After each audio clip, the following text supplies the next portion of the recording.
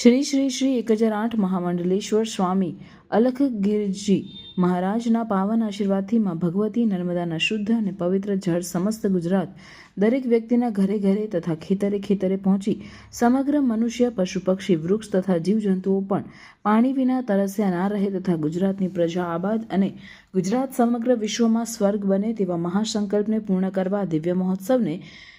દર વર્ષે ઉજવણી કરવામાં આવતી હોય છે, જેના અનુસંધાનમાં ગાયત્રી મહાપુરાણ કથાનો પ્રારંભ નિમિત્તે જાડેશ્વર ગાયત્રી મંદિરેથી પોથીયાત્રા યોજાઈ હતી, જે પોથીયાત્રા જાડેશ્વર ગામથી મુખ્ય માર્ગ પર પસાર થઈ જાડેશ્વર ગાયત્રી મંદિરે પરત ફરી હતી અને ત્યારબાદ ગાયત્રી મહાપુરાણ કથાનો પ્રારંભ કરાયો હતો, જે કથાના વક્તા શ્રી શ્રી 1008 મહામંડલેશ્વર દ્વિતીય પીઠાધીશ્વર સત્યાનંદ ગિરિજી માતાજી કથાનું રસપાન કરાવી રહ્યા છે। તેઓ દરરોજ બપોરે 3 થી 6 કલાક કથાનું રસપાન કરાવશે અને તારીખ 3 ફેબ્રુઆરીને સોમવારના રોજ કથાની પૂર્ણાહુતિ થશે